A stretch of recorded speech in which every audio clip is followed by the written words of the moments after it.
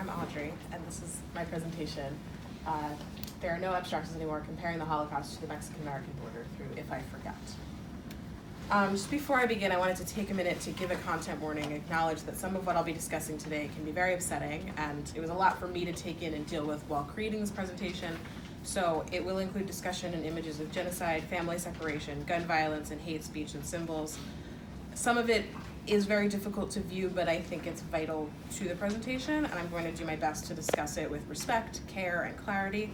That being said, I encourage you to feel free and safe to step out at any time and for any reason if you feel the need to do so.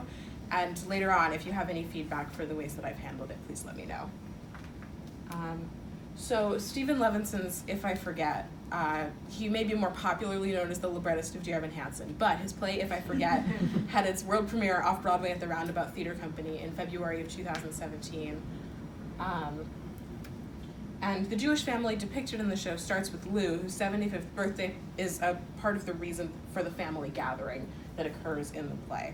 Lou was among the soldiers who liberated the Nazi concentration camp Dachau in 1945.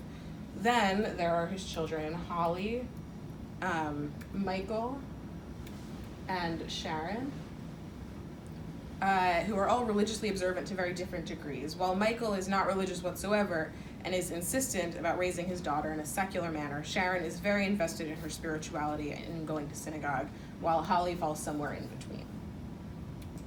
Also involved in the action of the play are Holly's husband, Howard, and her son, Joey, who is Howard's stepson, as well as Michael's wife, Ellen.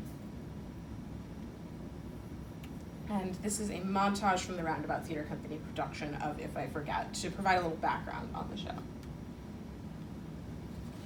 When was the last time you were at synagogue? When was the last time you went? We were in Washington Hebrew for Yom Kippur. You go twice a year, Holly, which is 2 times more than I go. You're not exactly the Rebbe here. I went for Sukkot last year, thank you very much. I'm an atheist just like you. I'm not an atheist, excuse me. Do you believe in God? That has nothing to do with it.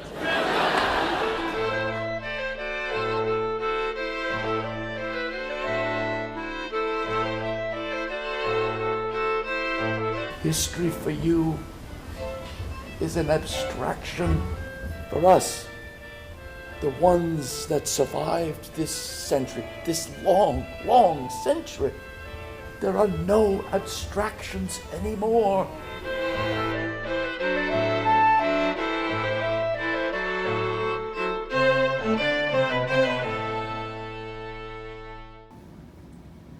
So that gives some background about the show, and then this is another video of a moment from the show.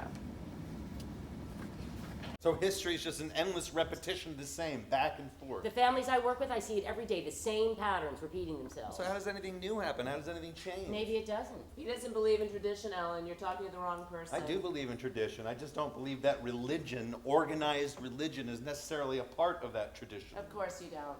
100 years ago, Jews were part of every single radical, secular political movement in Europe. The Zionists, they hated religion. They hated the rabbis more than the communists did.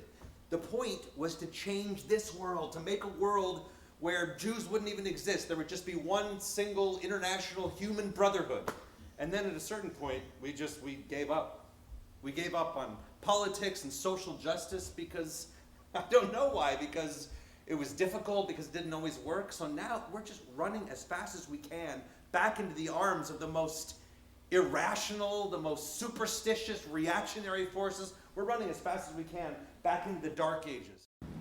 And as is often the case with a theatrical production, you can't find a video for every moment. So this is another moment that occurs between Michael and his younger sister Sharon that I felt was important. In the course of the play, we find out that Michael, a Jewish studies professor, has written a controversial book called Forgetting the Holocaust. When he tries to explain its subject matter to his family, he has this interaction with Sharon. He says to her, "You hear it all the time, it could happen again, never forget, because it could happen again." She says, "Because it could happen again." And he replies, "It already has happened again. It happened in Bosnia, it happened in Rwanda, it just didn't happen to us. We learned all the wrong lessons from the Holocaust. We learned that the world hates Jews, that the world will always hate Jews, instead of what we should have actually learned, that nationalism is a sickness and it is lethal." I got particularly excited about If I Forget because the tone and pace of the banter and discussion, if not the actual content, reminded me more than any other play had of conversation and relationships in my own extended family. And I have to admit that when I say I got particularly excited, what I really mean is I got obsessed.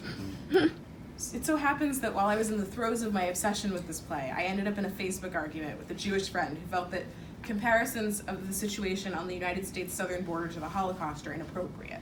A quick Google search would also show you that this opinion is a popular one. And as a young person who is Jewish, it's an opinion I've come across again and again in Jewish young people since this first Facebook interaction that I had. But I think this comparison between the Holocaust and the Mexican-American border is an important and valid one to make, and at this point, I would actually extend the comparison beyond just the situation on the border. There's a perception that in order for this to be on the scale of the Holocaust, there need to be gas chambers involved. But in fact, that wasn't how the Holocaust began or how Bosnia or Rwanda began. It's not how any genocide begins. But what is agreed upon is that there are some clear steps that can be seen from beginning to end of each genocide. Gregory H. Stanton is a professor of genocide studies and prevention at George Mason University, and he has thoroughly explained these 10 steps of genocide, a pattern we have seen occur time and time again. Classification, the notion of us versus them, the idea that immigrants are stealing jobs from unemployed Americans, particularly ridiculous given the simple fact that all Americans were at one point immigrants. To take it a step further, the anger and vitriol against movements such as Black Lives Matter, #MeToo, and #Time's Up are attempts to separate and alienate marginalized groups. Symbolization. People wearing what is viewed as traditionally Muslim clothing are more likely to be victims of hate crimes. Places of worship and community centers are being defaced with swastikas and other hate symbols. Donald Trump's tweet depicting Hillary Clinton amidst cash with a 6-pointed star saying most corrupt candidate ever. That tweet was later deleted and replaced with this one. Third stage, discrimination. In comparison to the percentage of the population that Black Americans make up, they are killed by the police disproportionately. Taking away passports and green cards is another example of discrimination. And to bring the LGBTQ+ community into it as well, the recent decision on the Masterpiece Cake Shop case is yet another instance of discrimination. The fourth stage, dehumanization. Trump's statements about shithole countries. Mexicans are bringing drugs, they're bringing crime, they're rapists, and some I assume are good people. Haitian immigrants all have AIDS, and Nigerian immigrants will never go back to their huts in Africa. These all serve to render these marginalized groups inhuman or less than human in some way. Stage 5, organization. The particular situation on the Mexican-American border especially comes into play here. The child separation policy and the lack of a plan in place for the reunification of parents and children is an organized means of creating chaos and inhumane conditions without any means of fixing the chaos. Voters, particularly Black voters, being purged from the voting rolls is also an example of organization. Stage 6, polarization. You could say probably that our political parties became polarized far before any of the recent events that I've mentioned so far, though in recent years that polarization has intensified. This is also a good time to mention that though there is a general order in which these stages proceed toward a genocide, I would argue that there is some back and forth within them. There's a multi-directionality present. Stage 7, preparation. ICE deportations, passports and green cards being denied or revoked. President Trump's announcement that he intends to revoke birthright citizenship, whether he can actually do that or not. The decision not to count LGBTQ+ US citizens in the 2020 census after all, which serves to erase the LGBTQ+ experience and provide an excuse for not acknowledging LGBT issues or making legislation and provisions for LGBT individuals in this country. Stages 8, 9, and 10, persecution, extermination, and denial. We haven't quite made it yet to these stages. Persecution involves the identification and separation from the group of individuals, the drawing up of death lists, members of victim groups being forced to wear identifying symbols. The clearest and probably most well-known instance of this was during the Holocaust when Jews and other persecuted groups had to wear different symbols, particularly the Star of David armband that is often spoken about. Extermination is what we tend to think of as the real genocide, even though it starts long before the stage of gassing people. And an important point to note is that the term extermination is specifically used because the victims have become dehumanized and are no longer human to the perpetrators of the genocide.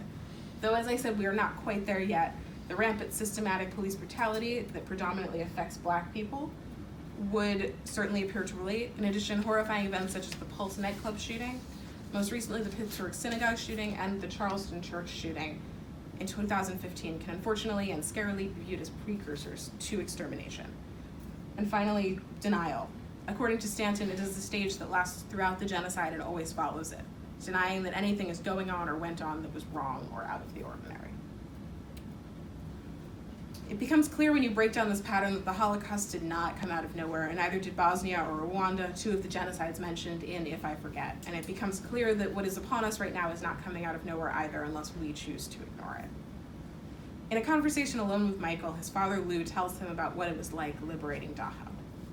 When the Americans liberated the camp at Dachau, you have to remember they didn't know what we know now. They didn't have a word for what they were about to see, about to walk into. They thought it was a POW camp. Maybe forced labor or poor conditions, sure. Every door they opened, every room, the floor to ceiling, they found bodies stacked up, one on top of the other. You can imagine the smell coming from everything, from the gas chambers, from the bricks of the crematorium, the ovens, from the dirt under your feet even, on your boots. He says that they didn't know what they were walking into, and it was terrifying and horrible, and I don't deny that. But the fact is that if we were to walk into a migrant detention facility for children right now, thanks to social media and the internet, we would essentially know what we were walking into. This is Auschwitz, and this is a tent encampment at a migrant facility in Texas, and the similarities are striking. These are migrant children's living conditions in these facilities, and in actuality, doesn't that make it a whole lot worse that we know what it looks like? We know just about exactly what we're walking into, and we're not realizing how high these stakes are and how close we are coming to a genocide in this country in this time. But ultimately, some of my main persuasion here is directed at Jews specifically. I think it's of vital importance that everyone, but especially Jews, acknowledge the extreme similarities that we are seeing between right now and the precursors to the Holocaust. I couldn't give this presentation without taking a moment to mourn what occurred in Pittsburgh 2 weeks ago, and to mourn all of the other hate crimes and gun violence that have taken so many lives in this country, but if anything, it is evidence that proves true a point that Michael makes in If I Forget. His younger sister Sharon says to him, and a lot of Jews are realizing that the Republicans, they actually like Jews. They want them in their party. And Michael replies, until they don't. This is not necessarily a partisan issue of Democrats versus Republicans and who likes Jews or doesn't, and it's not my intention to make it a partisan issue. It's an issue of whoever is in power engineering what I would call a work-in-progress genocide may like Jews or whatever group you're a part of for a certain amount of time while it's convenient, and eventually they won't. That the white privilege of white American Jews only lasts so long, it will run out. That shouldn't be the only impetus to stand up for others, but if that's the only impetus that an individual can find, then so be it, as long as it leads you or them to take action. I think that we as Jews need to speak up and call this out for what it is, because we have seen this before, and I think that we need, as a community, need to call it out before the thing that we have said so many times will never happen again does indeed happen again before our eyes, before we allow that thing to happen.